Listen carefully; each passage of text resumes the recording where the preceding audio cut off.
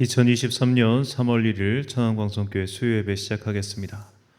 사랑과 은혜가 풍성하신 아버지 하나님, 오늘은 나라와 민족의 독립을 외쳤던 104주년 3.1절입니다. 우리 믿음의 선배들이 보여주었던 평화의 길을 우리도 따라갈 수 있도록 은혜를 베풀어 주옵소서. 길과 진리와 생명이신 예수 그리스도의 이름으로 기원하옵나이다. 아멘. 찬송가 405장 찬양하겠습니다.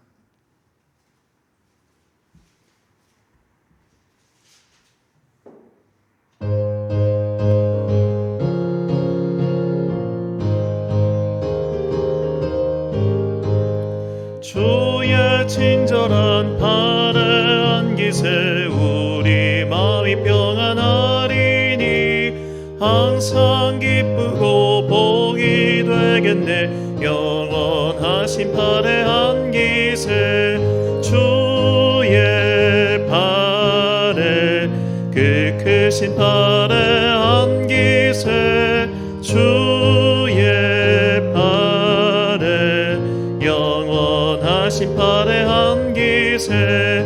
날이 갈수록 주의 사랑이 두루 광명하게 비치고 전성 가는 길 편히 가리니 영원하신 팔에 안기세 주의 팔에 그 크신 팔에 안기세 주의 팔에 영원하신 팔에 안기세. 주의 보좌로 나아갈 때에 기뻐 찬미 소리 외치고 겁과 두려움 없어지리니 영원하신 팔에 안기세 주의 팔에 그 크신 팔에 안기세 주의 팔에 영원하신 팔에 안기세. 예배를 위하여 기도하겠습니다. 사랑과 은혜가 풍성하신 아버지 하나님, 오늘은 수많은 순국 선열들이 목숨을 바쳐 민족의 독립을 외쳤던 3.1절입니다. 수많은 사람들이 목숨을 바친 데에는 분명한 이유가 있었습니다. 그리고 그 가운데는 우리 기독교 선배들이 있었습니다. 하나님을 섬기며 동시에 이 땅의 백성들을 사랑했던 그들의 숭고한 신앙을 기억하고 우리 또한 이 땅을 살아가는 동안 주님의 뜻을 받들어 바르게 살아가며 우리의 이웃을 내 몸과 같이 사랑하는 주님의 거룩한 도구가 되게 하여 주옵소서. 이 시간 우리가 말씀을 통하여 그들의 행적을 살펴보고 또 그들의 신앙을 본받아 우리 또한 주님의 사람이 되어 이 땅에서 소금과 빛의 사명을 잘 감당하게 하여 주옵소서. 이 시간 말씀을 통하여 우리 가운데 이 순결한 믿음이 다시 한번 소생하기를 소망하오며 이 모든 말씀 우리 구주 예수 그리스도의 이름으로 기도드립니다. 아멘.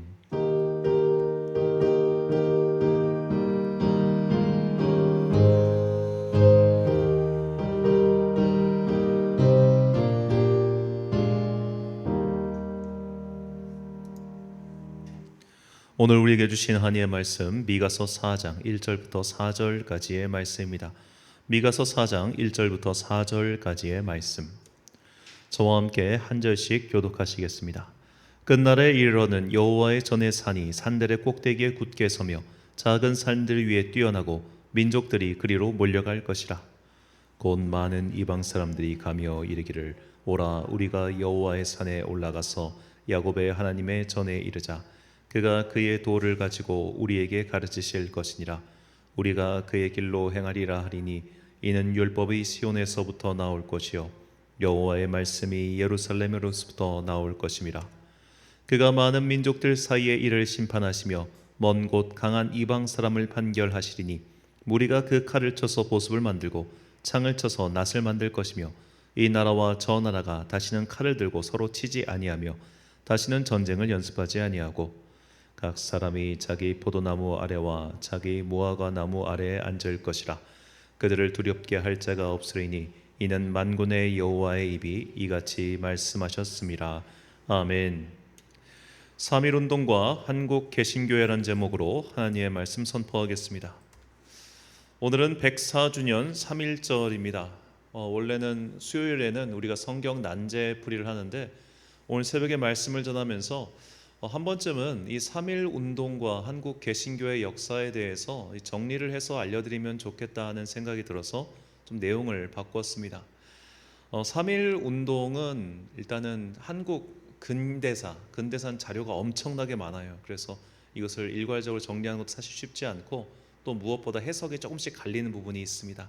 그리고 각 진영별로 조금씩 입장 차이는 있는데 이것을 이 3.1 운동을 어디까지나 우리 개신교의 시각에서 특히 이제 요즘 역사 교과서에서는 전혀 다루지 않는 이 3.1 운동 뒤에 있는 개신교의 또 헌신, 수고 이런 것들을 한번 살펴보고자 합니다.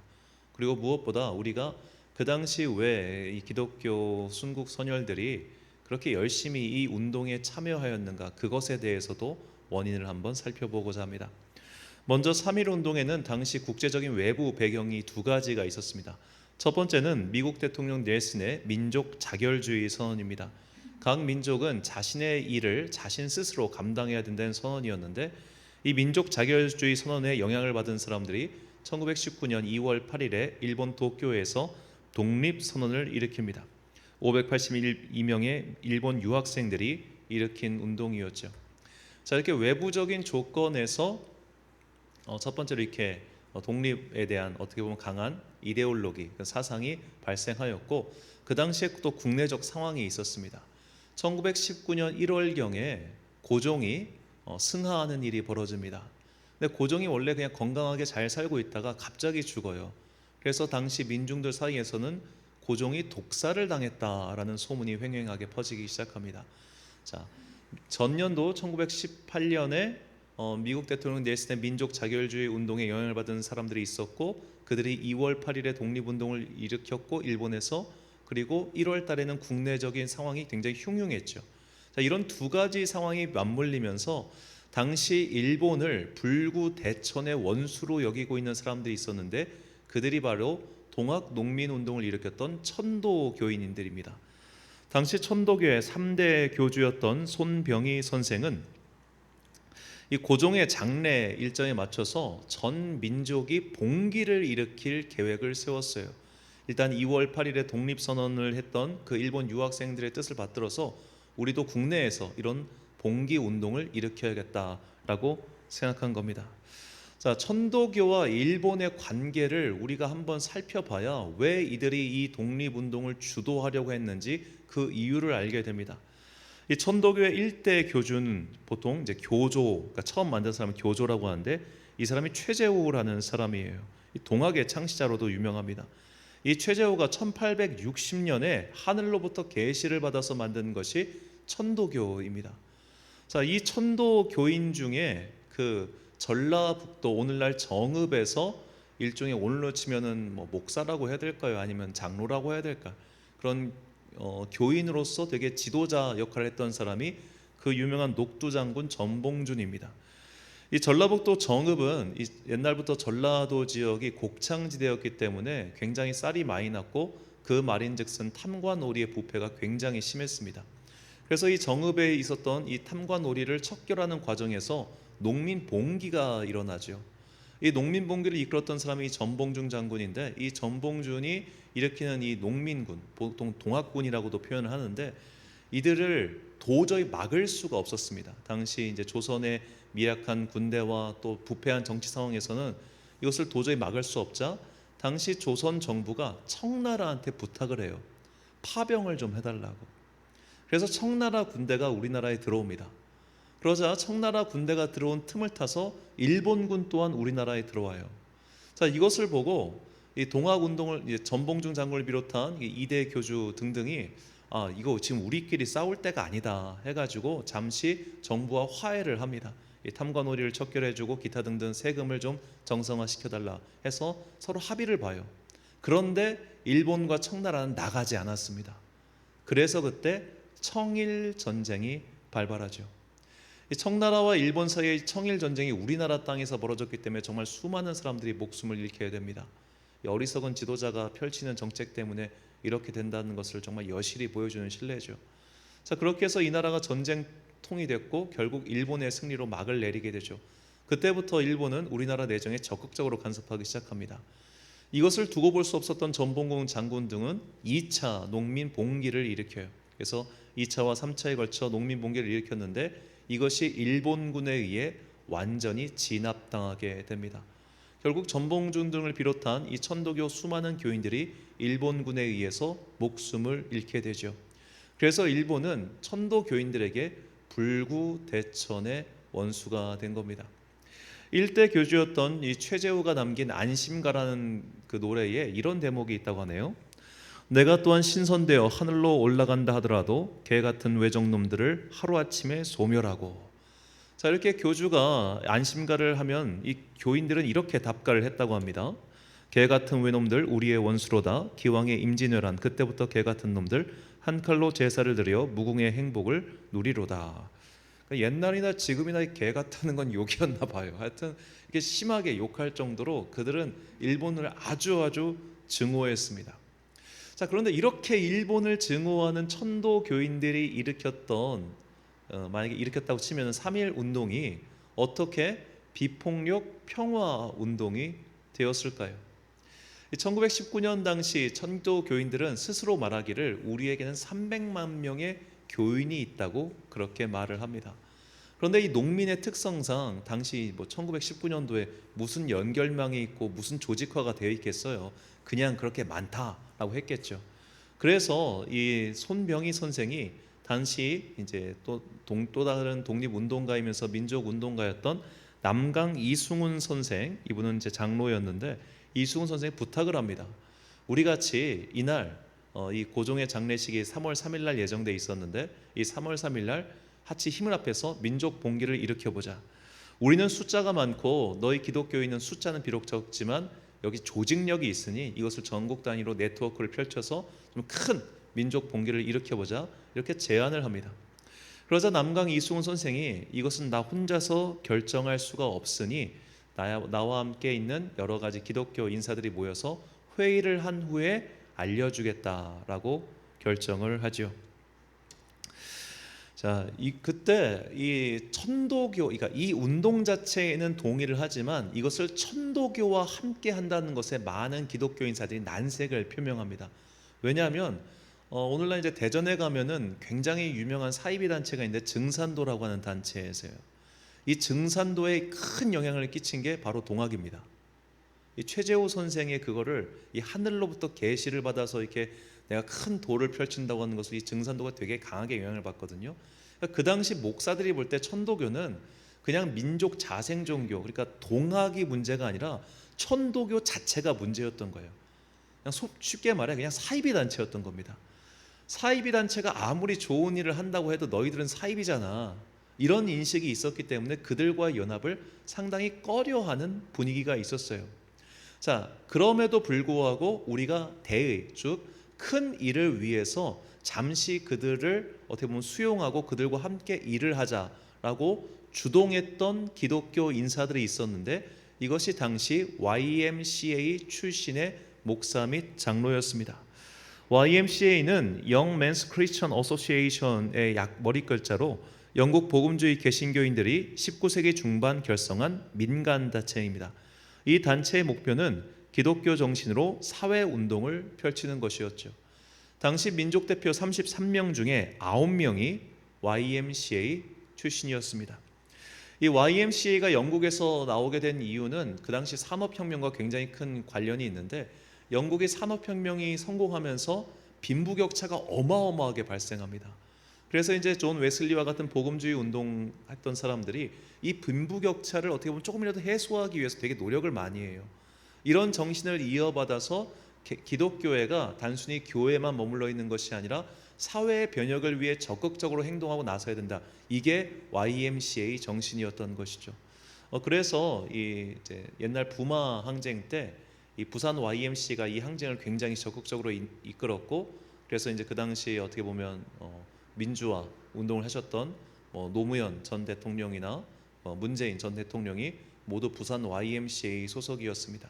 그러니까 이것이 단순히 기독교인들만 참여하는 운동이 아니라 이런 기독교 정신을 구현할 수 있다면 누구라도 함께할 수 있다, 이런 좀 폭넓은 사고를 가진 단체였던 거예요.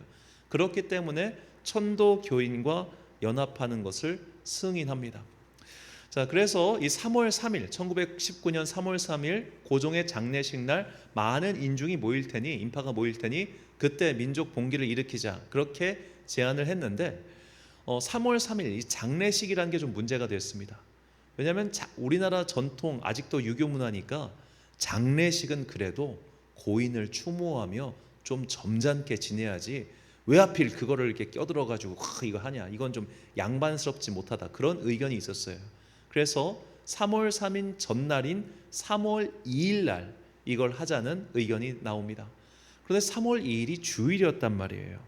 그래서 이 천도교가 제안했던 3월 2일 일요일은 개신교회 측이 반대를 합니다. 우린 주일을 지켜야 됩니다 해가지고 결론이 제가 잘못 적었네요. 결론을 3월 1일 토요일 날 그렇게 하기로 결정을 합니다. 이렇게 3월 1일 토요일에 이렇게 모여서 결정하게 된 것 자체에 이미 한국 개신교회의 어떻게 보면 굉장히 큰 이유가 된 것이죠. 다시 이걸 보여드리겠습니다. 자, 이렇게 해서 3월 1일 날 모이게 되었는데, 자, 이것도 여기서 이제 우리가 더 주목해야 될 것은 왜 3.1 운동이 비폭력 평화 운동이 되었는가라는 점이에요. 아까 봤다시피 이 천도교인들에게 일본 사람들은 불구대천의 원수죠. 그리고 실제로 이 3.1 운동 과정에 보면은 분명히 일본군 순사 등이 사망하는 사건이 벌어집니다. 그들을 실제로 죽였단 말이에요. 계속 나를 죽이니까 어쩔 수 없이 그런 것도 있겠지, 어떤 방어적 차원에서 있겠지만 기본적으로 그 안에 천도교인들이 있었기 때문에 그들을 그냥 용서하고 사랑하는 건 나와 맞지 않는 거예요. 개 같은 외놈들이라잖아요. 그런데 이것이 비폭력 평화 운동이 된 데에는 바로 기독교인들의 역할이 굉장히 컸던 것이죠. 자, 이 당시 그 월남 이상재 선생이라고 독립협회를 조직했던 굉장히 유명하신, 물론 이분은 당시 민족대표 33명에는 포함되어 있지 않으셨지만 실제로 이것을 조직하는 데 큰 역할을 하셨습니다. 이분의 비문이 있어요. 그러니까 돌아가신 이후에 비문이 있는데 그 이상재 선생 비문에 보면 이 당시 과정에 대해서 이런 설명이 있습니다. 특기할 것은 3.1 운동의 방법을 지정한 것이다. 천도교주 의암 손병희 선생과 모의를 거듭하실 때 다수인은 한결같이 사륙을 주장했으나 오직 선생이 남을 사륙하는 이보다 우리가 죽기로 한 거하여 대의를 세움만 갖지 못하다 제의하시었다. 그리하여 무저항 비폭력 혁명이 처음으로 전개되어 인류 역사상 우리가 영광스러운 사적을 갖게 된 것이다. 자, 오늘 새벽에도 제가 말씀드렸지만 우리 안에 열정이 있는 것이 중요하지만 그 열정을 바른 방법으로 시행하는 것도 중요합니다. 열정이 있는데 그 방법이 바르지 못하면 바른 결과가 나오지 않지요. 우리가 악을 몰아내기 위해 악의 가면을 쓰는 순간 우리 자신도 악에 물들 수 있다는 것을 항상 염려해야 됩니다. 당시 개신교인들은 그저 민족을 사랑하는 마음, 그저 나라를 사랑하는 마음, 그 한 가지 마음으로 이 운동에 참여한 것이 아닙니다. 이 운동이 비폭력 평화주의 운동이었기 때문에 그 안에 담긴 기독교의 정신, 이것에 동의한 거예요. 이것에 동의가 되지 않았다면 개신교인들은 아마 이렇게 전국 단위로 움직이지 않았을 겁니다.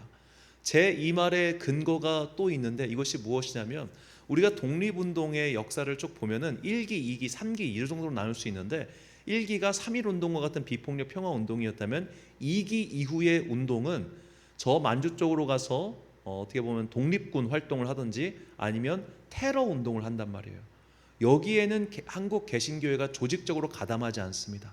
왜냐하면 아무리 그들의 뜻이 옳다 할지라도 무기를 들고 싸우는 것은 기독교의 정신이 아니다라고 그들이 생각했기 때문이에요. 그래서 그들은 어떻게 보면 약간 방관하는 자세를 취하게 되죠. 나중에 이제 이것이 신사참배 운동이 벌어지고 나서야 다시 또 좀 조직적으로 그런 저항이 일어나기도 했습니다. 자, 이러한 신뢰가 당시 서울 수표교 교회 담임 목사였으며 민족 대표 33명 중 한 명이었던 신석구 목사입니다. 오늘날 서울 서초동에 있는 수표교 교회는 원래 있던 것을 옮긴 것이죠.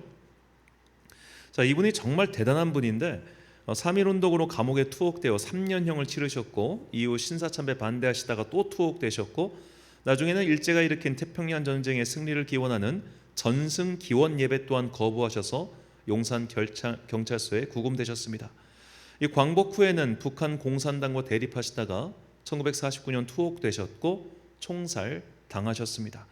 그야말로 기독교 순교의 역사를 한 몸에 살아내신 분이시죠. 이 신석구 목사님은 자서전에 당시 자신이 이 3.1운동에 참여하시게 된 과정을 기록해 놓았는데 이것을 제가 읽어드리겠습니다. 오화영 목사가 1919년 2월 12일, 13일에 만나보고 말하기를 모처에서 독립운동하라고 천도교 측과 연합하고자 하니 거기 참가하겠느냐 했다. 내 생각에 두 가지 어려운 것은 첫째, 교역자로서 정치운동에 참가하는 것이 하나님의 뜻에 합한가? 둘째, 천도교는 교리상 보아 서로 용납하기 어려운데 그들과 합작하는 것이 하나님의 뜻에 합한가요?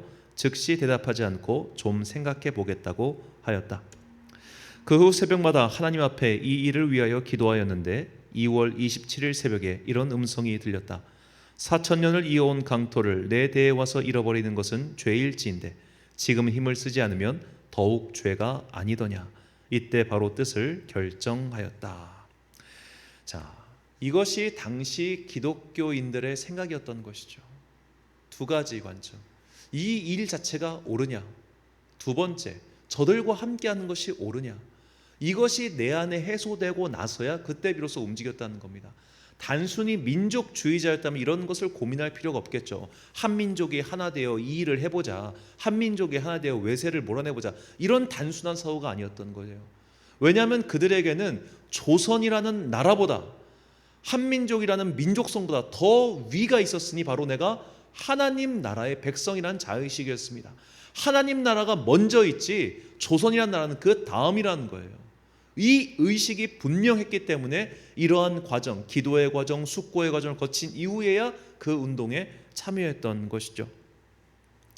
이렇게 3.1 운동이 전국적으로 퍼져갔습니다. 이 3.1 운동은 3월 1일 하루만 발생한 것이 아니라 3월부터 4월까지 전국에 걸쳐서 널리 퍼져나간 운동이었습니다. 당시에 전화기가 있는 것도 아니고 팩스가 있는 것도 아니니 그날 그 시에 함께 할 수가 없었던 것이죠. 그래서 점차 지방으로 퍼지게 됩니다.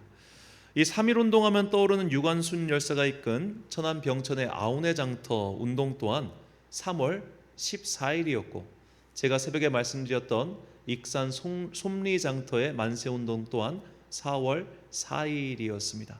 이렇게 쭉 한 달에서 두 달가량에 걸쳐서 전국적으로 퍼져나갔다는 것이죠. 이 만세 운동에 많은 기독교인들이 동참하였고 또 핍박도 많이 받았습니다. 종교별로 당시 체포된 사람의 숫자는 다음과 같습니다.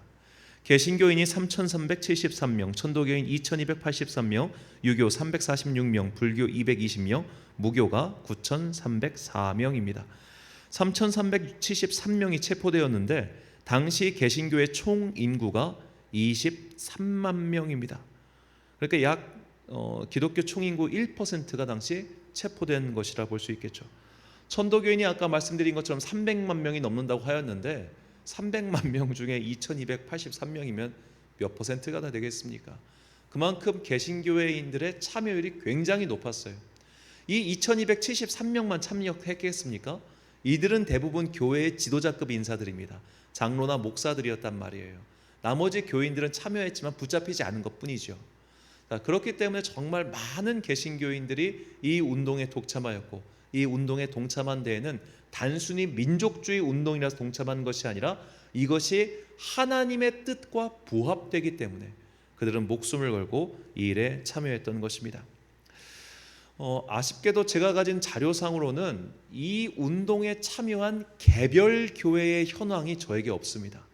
분명히 누군가는 이거 정리하신 자료를 갖고 계실 텐데 현재까지 저는 아직 그것을 정리한 책을 못 봤어요.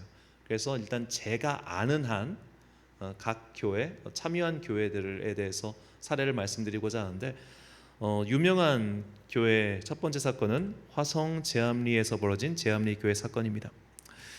3월 31일 오늘날 경기도 화성의 향나읍에 있는 제암리 교회의 홍원식 권사는 이날 장날에 열린 만세운동 시위를 주도하였죠. 이후 밤마다 만세운동을 계속 벌였는데 일본인 순사가 이를 발견하고 4월 15일 제암리 교회 안에 있는 사람들을 가두고 불을 지릅니다. 이로 인해 홍원식 권사를 비롯한 감리교인 12명과 천도교인 11명이 불에 타 죽었죠. 자, 이 제암리 교회는 단순히 교회만 불태운 게 아니라 인근에 있는 마을까지 싹 다 불태워 버립니다.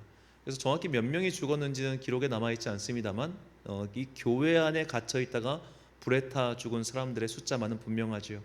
이 운동을 주도한 것이 이제 감리교인이었던 홍원식 권사님이었다는 겁니다. 그러니까 이만큼 이 교회가 이 독립운동에 적극적으로 가담했고 또 그로 인해 많은 피해를 받게 되었죠. 자, 두 번째 사례는 천안 용두리 현 매봉교회인 용두리 교회입니다. 자, 이 용두리 교회의 역사 자체가 굉장히 참 대단해요. 원래는 이 교회가 목천읍 지령리에 세워진 지령리 교회였습니다. 근데 이 교회에서 당시 있었던 1907년에 국채보상운동에 적극적으로 가담을 해요. 당시 이 매봉리, 이 목천과 매봉 이쪽에는 독립운동 투사들이 많이 숨어 살았다고 합니다. 저희가 있는 천안 지역이 전국 지도를 보면은 이 하늘 아래 평안한 땅이라고 어디로 가도 도망치기 쉬워요. 조금만 도망치면 진천 나오고 조금만 밑으로 내려가면 이제 전라도 나오니까 어디 가나 도망치기 쉬우니까 여기서 많이 모여 사셨다고 합니다. 이 지령리 교회가 국채 보상 운동을 열심히 했는데 이것을 고깝게 본 일본 순사가 교회에 불을 질러 버립니다. 그래서 교회가 다 전소해 버려요. 그래서 지령리에 있던 교회가 용두리로 옮겨서 용두리 교회가 되었는데 이 용두리 교회의 핵심 멤버가 바로 유관순 열사의 가족들이었습니다. 그래서 유관순 열사의 숙부였던 유중무 성도를 비롯해서 여러 유관 열사의 오빠부터 여러 가족들이 다니고 있었고 이 사람들이 병천 아우네 장터의 만세 운동을 주도하였던 것이죠. 이후 용두리 교회는 1932년까지 존속해 있다가 더 이상 이 교회가 거기가 다 시골이에요. 지금도 사실 시골이에요. 그러니까 교인도 없고 교회가 너무 어려워져서 교회가 폐지, 그러니까 폐문, 교회 문 닫았어요. 닫았다가 1966년 이화 여자 고등학교에서 고등학교 건립 60주년을 기념해서 이 교회를 다시 세워줍니다. 그래서 교회의 위치가 현재 매봉리로 옮겨서 매봉교회가 되었고 이제 30년이 지나서 건물이 노화됐기 때문에 다시 감리교회에서 기념사업으로 교회를 재건해 줬죠. 자, 마지막 세 번째는 오늘 새벽에 말씀드렸던 익산의 남전교회입니다. 익산시 오전면 남전리의 장로교회로 익산 최초의 교회로도 유명하죠. 오늘날에는 통합 측의 남전교회와 기장 측의 남전교회로 나뉘어 있다고 합니다. 이것은 교단의 분열 때문인데 1919년 4월 4일 익산 솜리장터, 이 솜리가 이리의 옛날 이름이고 오늘날에는 익산 남부시장이라고 합니다. 이곳에서 만세 운동이 열렸는데 이 만세 운동을 주도했던 사람이 남전교회 집사였던 김치옥과 문용기였습니다. 새벽에도 말씀드렸지만 이 만세 운동을 주도하면서 이 문용기 열사는 막 태극기를 휘두르는데 일본군 순사가 오른팔을 잘라요. 태극기를 든 오른팔을.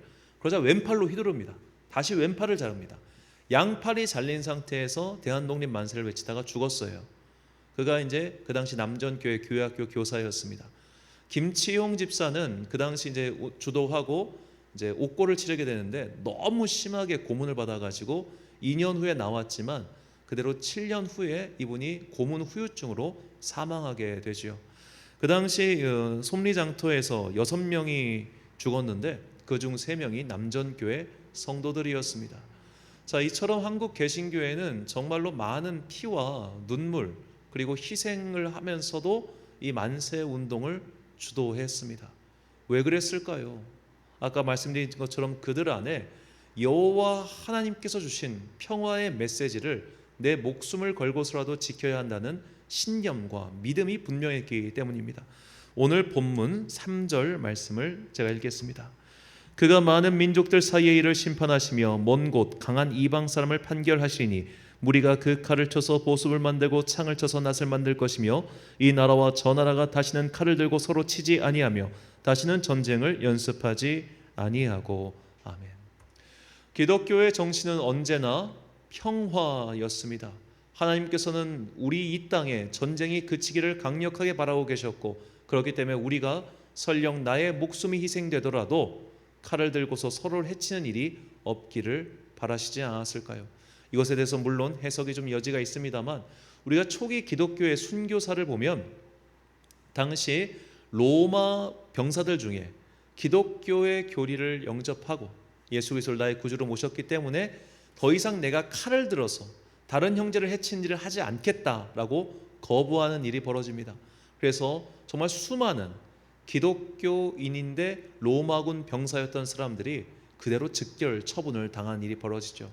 이처럼 기독교인들에게는 항상 어떻게 보면 그 전쟁을 거부하고 내가 평화의 사자가 되어야 되며 심지어는 내가 이 평화의 메시지를 지키기 위해서는 나의 목숨까지도 희생해야 되지 않는가라고 하는 그런 믿음이 있는 겁니다. 제가 종종 말씀드렸지만 이 영화 미션의 마지막 장면을 보면 이 로드리고 수사와 가브리엘 사제가 있었는데 가브리엘 사제가 자기를 향해 총을 겨두고 있는 이 스페인 군대를 향해서 그냥 십자가를 들고 교인들과 행진하다 그대로 죽잖아요. 그 영화는 두 가지를 보여주는 거예요. 기독교인들 안에 있는 비폭력 평화운동, 그리고 동시에 최소한 방어적인 전쟁은 수행할 수 있는 것 아니냐. 내 목숨을 노리고 오는 자들에 대해서 그냥 무기력하게 죽을 것이 아니라 최소한 방어적인 의미에서 칼을 휘둘러야 된다고 하는 이 아우구스티누스가 말했던 최소한의 저항 정신, 이 두 가지 사이에 갈등이 있다는 것을 명확하게 보여준 겁니다. 물론 기독교인들 가운데서도 우리 윤봉길 열사처럼 어떤 그런 적극적인 운동을 하신 분들도 있었어요. 대표적으로 우리가 알고 있는 도상안청은 아니죠. 도마 선생, 도마 안중근 의사. 자, 안중근 의사 같은 경우도 유명한 가톨릭 성도죠. 이 안중근 의사가 사실 이게 독립운동의 뒷이야기를 들어보면 이분이 독립군 대장이었는데 일본군과 싸우기를 굉장히 힘들어했다고 합니다. 사람을 죽이는 일이잖아요. 그래서 실제로 어떤 일이 있었냐면 일본군 첩자를 잡았어요. 붙잡았는데 이 첩자가 막 하소연을 해요. 나 좀 살려주세요. 나 집에 부모님 있고요. 나 죽기 싫어요 하니까 풀어줘요. 이 안중근 의사가. 그래가지고 그 풀어준 병사가 거기 기지를 고발해가지고 독립군이 굉장히 큰 타격을 입게 됩니다. 그래서 안중근 의사가 어떻게 보면 그 안에서 경원시당해요. 저거 또라이 아니냐고. 그래서 이제 그가 택한 방법이 이토 히로부미를 저격해야겠다. 왜냐하면은 자기가 더 이상 이 장군으로서 할 일이 없었거든요. 그러니까 어떻게 보면 참 그런, 그러니까 기독교인들 안에 이런 어떤 평화에 대한 정신, 평화에 대한 마음, 그런 것이 항상 강렬하게 있었기 때문에 내가 칼을 들고 누군가를 해치고 내가 칼을 들고 저 개 같은 외놈들을 다 죽여야겠다, 이런 것은 생리적으로 안 맞는 거예요. 내가 죽더라도 난 평화의 메시지를 외치다 죽겠다. 왜냐하면 그들에게는 나라와 민족보다 더 중요한 하나님 나라의 정신이 있었기 때문입니다. 이것이 오늘 우리에게 주시는 하나님의 메시지입니다. 오늘날 많은 사람들이 너무나 국가 우선주의 신앙관을 가지고 계신 분들이 많아요. 제가 이것에 대해서 이전에도 한번 말씀드린 적이 있습니다만 어떤 목사님은 심지어 참 유명한 목사님이신데 회중들 앞에서 나라가 없으면 교회도 없습니다, 그런 말씀을 하시더라고요. 그것 완전히 틀린 말입니다. 국가는 망해도 교회는 있습니다. 국가가 교회를 아무리 탄압해도 교회는 살아남습니다. 신뢰가 바로 북한에 있는 지하교회 아닙니까? 북한이 그렇게까지 교회를 탄압하고 개신교인들을 잡아 넣어도 아직도 지하에서 예배드리는 사람들이 있지요. 국가는 결코 교회보다 우선할 수 없습니다. 국가는 결코 하나님의 나라보다 위에 있지 않습니다. 우리가 이 일을 했던 것은 이것이 하나님의 뜻과 부합했기 때문에 우리가 그렇게 한 것이지, 하나님과 뜻과 부합되지 않은 일에 그렇게 교회가 나서서 했겠어요. 더구나 전국 단위로. 그러므로 우리가 교회가 나라와 민족을 사랑하여 이 일을 행하였다, 이렇게 말할 것이 아니라 이 일이 하나님의 뜻과 합했기 때문에 목숨을 걸고 이 일을 지키고 행하였다, 이렇게 가르쳐야 한다는 겁니다. 이것이 3.1 운동을 통해서, 그리고 그 운동에 참여했던 우리 기독교 선배들을 통해서 배울 수 있는 믿음의 메시지입니다. 우리는 이 이사야 선지자의 말씀을 가슴에 품고 우리도 평화의 사자로 살아야 됩니다. 이사야 52장 7절 말씀을 함께 읽겠습니다. 시작. 좋은 소식을 전하며 평화를 공표하며 복된 좋은 소식을 가져오며 구원을 공포하며 시온을 향하여 이르기를 내 하나님이 통치하신다 하는 자의 산을 넘는 발이 어찌 그리 아름다운가. 아멘. 사랑하는 천안광성교회 성도 여러분, 그리고 이 예배를 함께 드리고 계신 귀한 주님의 자녀 여러분, 오늘은 104주년 3.1운동 기념일입니다. 3.1 평화 만세 운동은 기독교회가 지향하는 평화의 가치관이 분명히 들어있으며 그것으로 태동하였으며 또 그것이 분명하였기 때문에 수많은 교인들이 그 운동에 목숨을 걸고 참여했던 것입니다. 거듭 말씀드리지만 우리는 하나님 나라의 백성입니다. 대한민국 국민이기에 앞서 하나님 나라의 백성이라는 것을 잊지 마십시오. 나라는 망해도 하나님의 교회는, 거룩한 공교회는 결코 망하지 않습니다. 나라가 온통 악에 물들지라도 교회는 망하지 않습니다. 우리는 민족주의자가 아니라 하나님 나라의 백성이라는 것을 분명히 기억하시고 하나님 나라의 백성으로서 언제 어느 때든 그 신념과 믿음을 잃지 않고 평화의 사자로서 살아가는 여러분과 제가 되시길 주님의 이름으로 축원합니다. 기도하겠습니다. 사랑과 은혜가 풍성하신 아버지 하나님, 우리 믿음의 선배들의 갔던 길을 우리가 배움으로써 우리의 분명한 정체성을 바로 세우게 하여 주옵소서. 우리는 국가주의자도 아니고 민족주의자도 아닙니다. 우리는 하나님 나라의 사람들입니다. 하나님 나라의 가치와 하나님 나라의 꿈을 품고 살아가는 사람들입니다. 그 가치와 꿈이 국가의 비전과 맞을 때 우리는 국가에 충성하는 것이고, 그 가치와 비전이 국가나 민족과 맞지 않을 때 우리는 지하에 숨어드는 한이 있더라도 믿음을 지키기 위해 분골쇄신할 것입니다. 그것을 위하여 온 목숨을 걸었던 우리 선배들의 그 믿음을 우리 또한 계승하게 하시고, 민족주의자 교회가 아닌 하나님 나라의 복음에 충성하는 순결한 교회가 되게 하여 주옵소서. 우리가 이렇게 순결한 믿음을 지켜나갈 때 우리의 믿음이 다음 세대, 그 다음 세대로 계속 전승되어 설령 이 땅의 개교회는 사라진다 할지라도 하나님의 공교회는 영원히 변치 않을 줄 믿습니다. 이 영원한 진리를 위하여 힘을 내어 투신하는 믿음의 용사들 되게 하여 주옵소서. 이 모든 말씀 우리에게 평화의 복음을 전하러 이 땅에 오신 예수 그리스도의 이름으로 기도드립니다. 아멘. 찬송가 582장 찬양하겠습니다.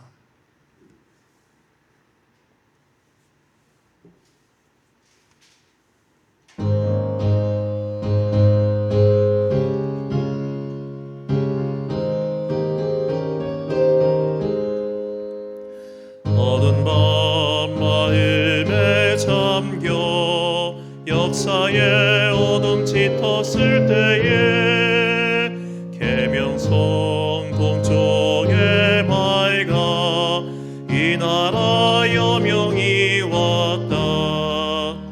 고요한 아침의 나라 빛 속에 새롭다.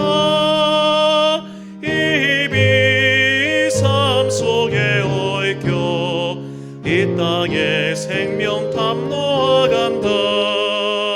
옥토의 뿌리는 깊어 하늘로 줄기까지 솟을 때 억마늘에여 그 열매 만민이 산다.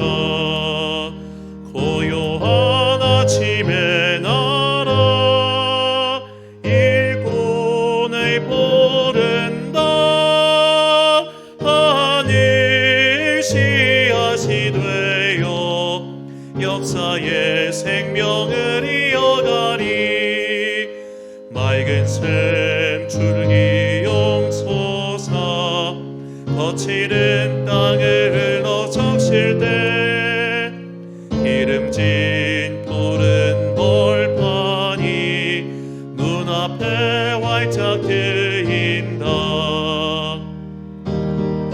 아침의 나라 새 하늘 새 땅아 길이 꺼지지 않는 인류의 횃불 되어 타거라.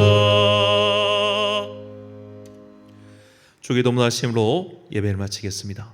하늘에 계신 우리 아버지, 아버지의 이름을 거룩하게 하시며 아버지의 나라가 오게 하시며 아버지의 뜻이 하늘에서와 같이 땅에서도 이루어지게 하소서. 오늘 우리에게 일용할 양식을 주시고 우리가 우리에게 잘못한 사람을 용서하여 준 것 같이 우리 죄를 용서하여 주시고 우리를 시험에 빠지지 않게 하시고 악에서 구하소서. 나라와 권능과 영광이 영원히 아버지의 것입니다. 아멘.